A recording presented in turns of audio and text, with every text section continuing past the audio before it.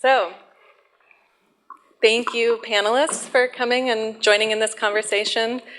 I just want to acknowledge that it's not easy for us to start this conversation. It can be very intimidating. So, and I want to start with a brief summary of my experience around diversity and equity. The panelists will then respond to questions about their experiences in the field. And we on the stage all started out as art handlers. And we're talking about this subject from our own personal experiences. And we want to hear and learn from you all as well, so please find us during the next break or at tomorrow's events if you want to talk about this topic more, and absolutely reach out to us after the conference as well. Can I have a show of hands from the audience of whether does your workplace have an initiative on diversity, equity, and inclusion? Can you raise your hand? Okay, that's good. There's some stuff happening out there. And how many of you personally are participating in that work? Okay, still a few, that's good. And are any of you leading that work? Okay, great. We definitely want to hear from you, so thank you. For almost 30 years, I've worked in museums, and for just as long have had and heard conversations about how to make museum audiences, staffs, and boards of directors more diverse. So about 4 years ago, I committed to taking concrete actions towards this goal. I started trying to tackle structural racism and sexism after realizing that I was unknowingly contributing to it. It was while I was hiring 18 preparators to install the inaugural exhibition at the Broad Museum that I started to wonder why most people that came in for interviews were white and male. So I started reading everything I could find on creating equitable hiring practices and inclusive work environments. And I made small but critical changes that really made a difference. One of the first things I did, and I highly recommend everyone do, is to take an implicit association test or an IAT test that can help us see our own biases. Because I think for me, one of the biggest problems was I didn't think I was part of the problem. I was a woman working in a traditionally male field, and I think all of us are a part of the problem. We all have biases.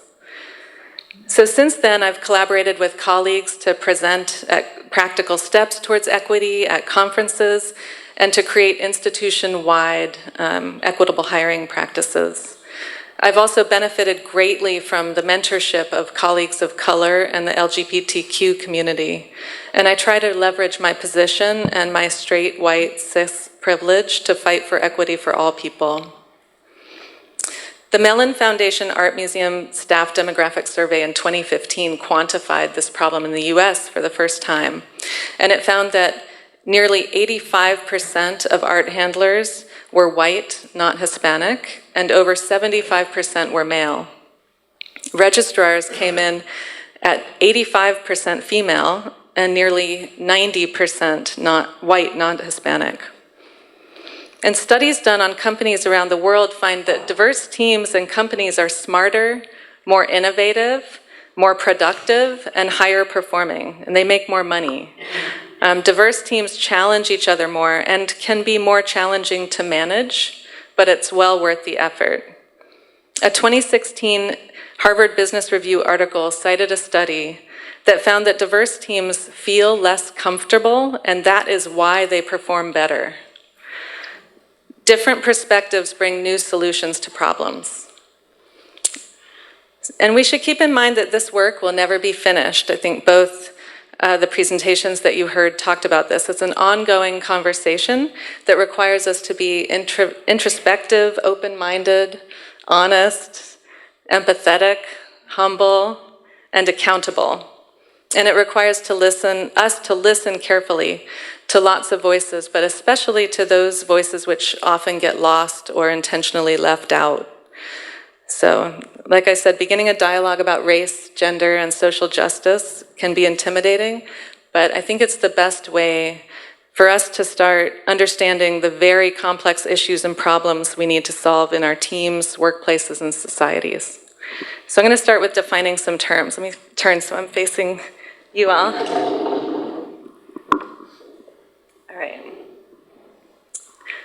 Alexa, how do you define diversity? I think that oftentimes diversity is sort of almost a blanket statement, and there are many different entryways into thinking about diversity.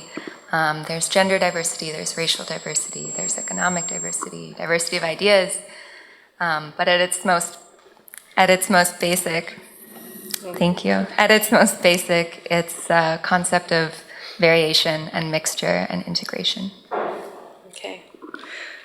Paul, how do you define equity?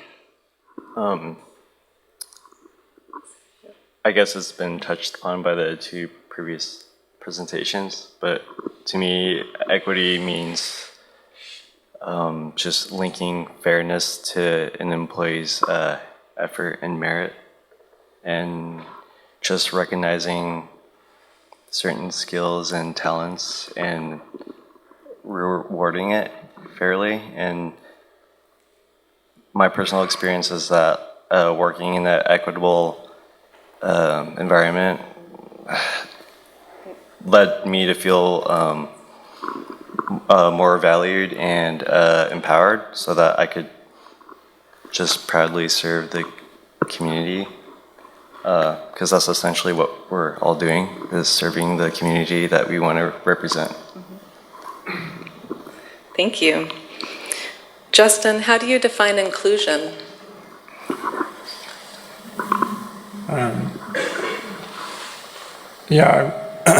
I've been thinking a lot about this, and I feel like so much of inclusion, when I think about that word, which isn't actually a word I use a ton, but it's a concept I think about all the time, and Crow and I are always talking about. It's unfortunately, I think, defined for me and a lot of other people, and for a lot of people in a more extreme way than for me, through its absence, through the kind of historical perpetuation of exclusionary practices, and I think that a lot of people, it's interesting to me to think about what you were saying just a second ago about, how it's not always comfortable, and I don't think that inclusion is always comfortable for everyone, but also I don't think like homogenous work crews are all that comfortable in a fundamental sense, or in terms of the health of the whole person, or the health of the whole community that is working at a given place. I think it's just way more dynamic, if people can see clear to making space for people. Yeah. Naya, can you define intersectionality? Yeah, absolutely. Intersectionality, I did a little research on the word. It is a word that was coined in 1989 by a Black feminist scholar who is also a professor at UCLA and at Columbia Law. She did this research specifically studying Black women. I think my definition of the word intersectionality is a little different. I'm a woman and I'm of color, but I also identify as queer, and I'm masculine presenting. And I like that the definition of intersectionality now in 2019 includes a lot more groups of people. It includes people with disabilities, includes religion, creed. It's not only gender and race. And so, yeah, intersectionality is a word that definitely speaks to me. It means a lot to me. Thank you. So all of you, can you think about teams that you've been on where you felt truly welcomed, respected, and included? And then let's talk about what made those teams feel different or special to you, for each of you. Let's start with Justin. Sure. Yeah, I mean, I've been doing this for 22 years now, with a little bit of kind of detour into the trades. But my first museum experience, which was honestly kind of a fluke, was I got hired relatively soon after college to work at the Brooklyn Museum. And some of you, I'm sure, are from New York or familiar with the New York art handling scene, but it has a pretty specific tradition, and I feel like as in some other cities, there's sort of a proud kind of careerist trajectory for a lot of folks. Like it's a way that you can have a life and have a mortgage and whatnot. So anyway, I entered that at like 21 without any context, and not a lot of skills really. Some, art school, sculpture, fabrication background, but certainly not, compared to people who've been there 30 years, nothing to really write home about. And I think it was kind of a bait and switch for me because that first job, I was surrounded by people who were enormously skilled, it was a really diverse crew, both in terms of age and race and backgrounds and coming from art background or not background. And they were really to a person, idiosyncratic, but really patient and generous with their time. And I was only there about a year and a half, and I broke my arm, this sounds ridiculous to say, twice in that span. So I was mostly useless, and they didn't cut me loose, which is still really strange to me. As a manager now, I'm like, what did I do? I remember basically just tagging along. But the point is, those folks, really a kind of impressive array of people, really humble, really generous with their time. And then when I left that, I was like, great, art handling seems like a pretty rock solid way to go. I sort of ended up in a sequence of for-profit galleries and then other arts institutions, and that was not that experience was not replicated for me for about the next 10 years. Naya? Yeah, I've only been doing this work for about a year now, and that's including the apprenticeship. So far, my experience I've had really good experiences with all of the locations that I've been sent to during the apprenticeship. And I really feel like the best teams that I have, had the pleasure of working with, I was just treated like everyone else. Everyone was very patient with me, not necessarily having an art background, and they were patient with any questions that I had or anything that I didn't really feel comfortable doing. And those were definitely the best teams that I was part of. The best teams or crews for me that I've been a part of have all had a couple qualities in common, and that is patience and sort of a standing back and letting me perform and letting me prove and succeeding or sometimes not, but stepping back and letting me show what I have to myself and to others. Which absolutely requires some patience and some patience.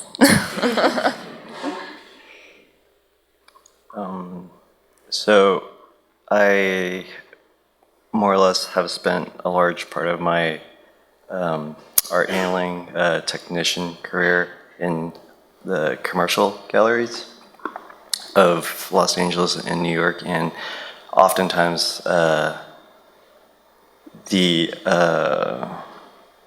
mood is very high stress. So, and generally the questions of equity and diversity and just it's not touched upon. So it's, for me, I'm just always jumping in and trying to just keep up with everyone. And so so that's kind of like overall my general experience with that. And but more recently, I was able to do a bit of work at the Broad with you, and I got to actually really experience like a real egalitarian type of work environment where I felt truly comfortable with myself for the very first time. And that basically has led me to want to just keep on doing stuff like this and like keep working and keep talking to people about just the ideas of diversity, equity, and yeah, that's my experiences thus far. Just to build on that a little bit, what would you say is the hardest thing about being on a team where you don't feel really included or welcomed?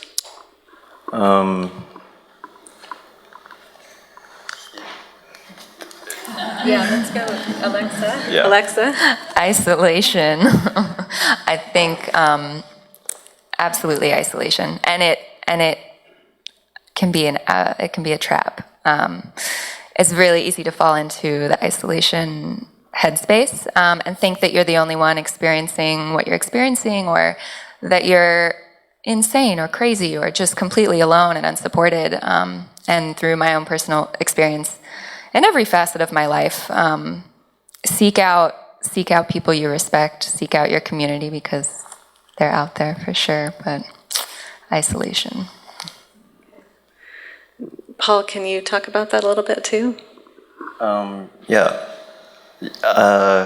For me, it's just like a fight or flight type of thing where I personally feel like everything I do, I'm pretty much proving someone wrong.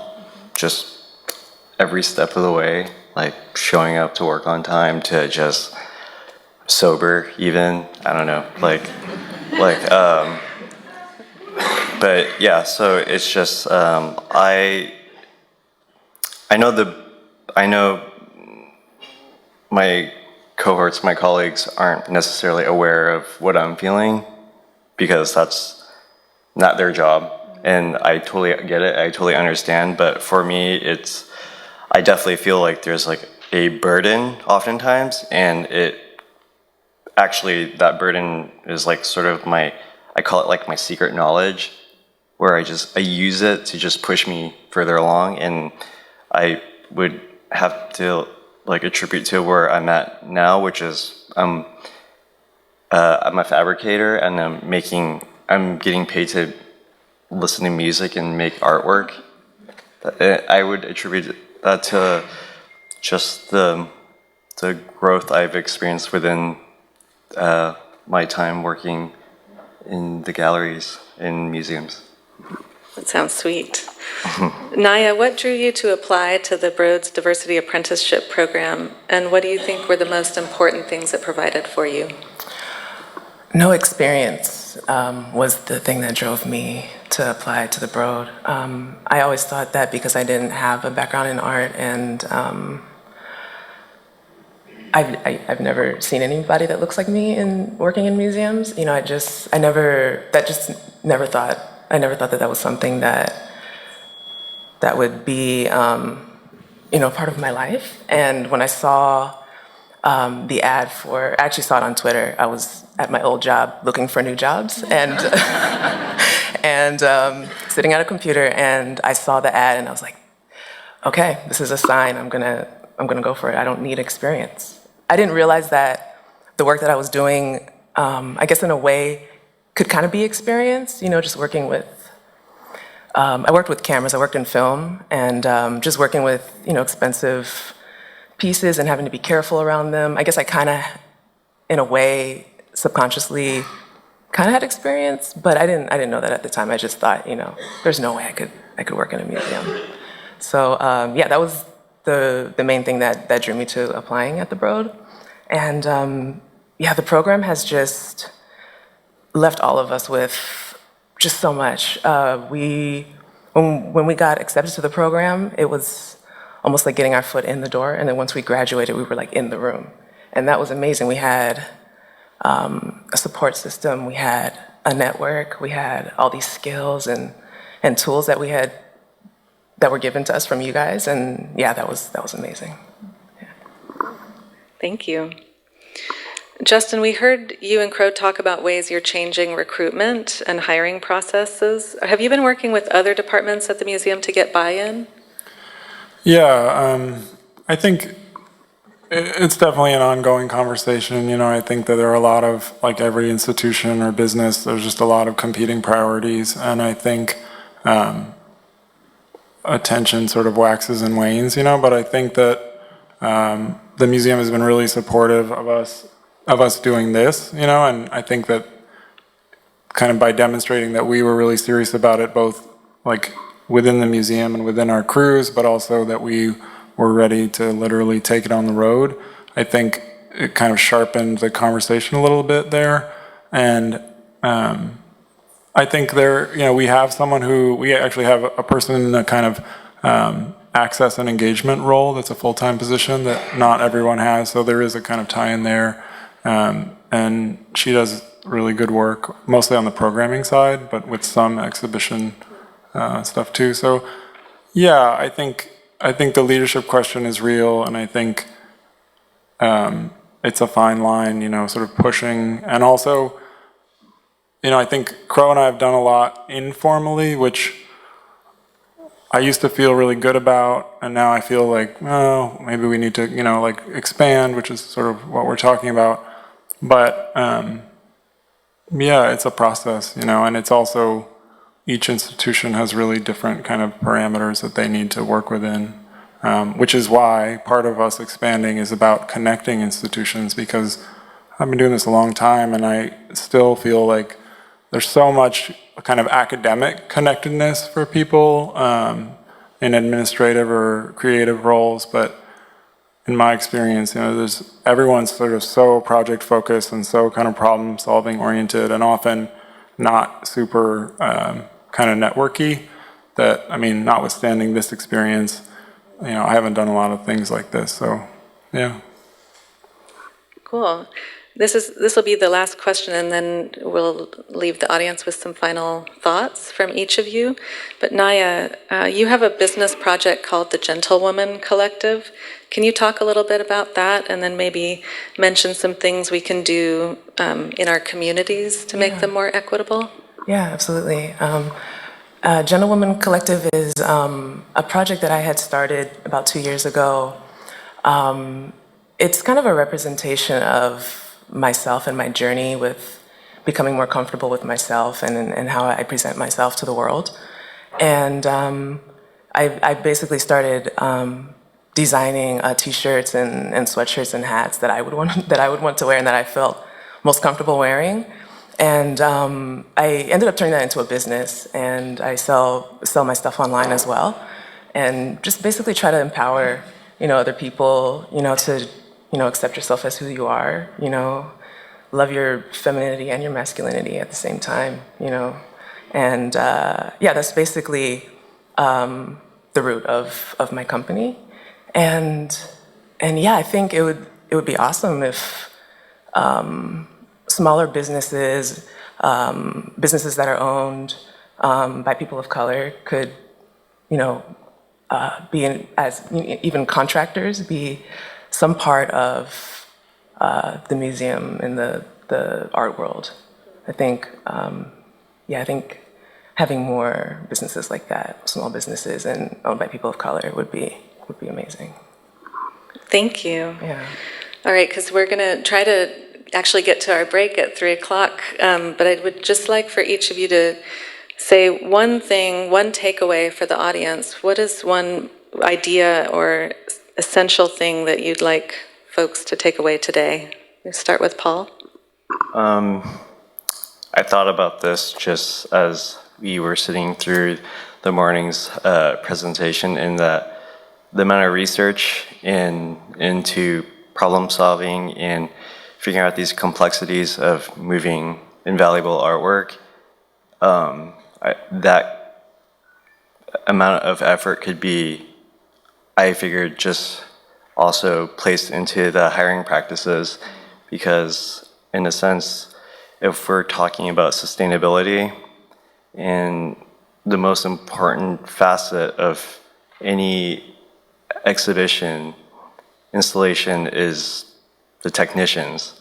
And essentially, I would imagine that you want the best people, the happiest people, and the most skilled and talented people. And the best way to have those people is to just enact these practices of fairness, and it really goes a long way. And yep, that's.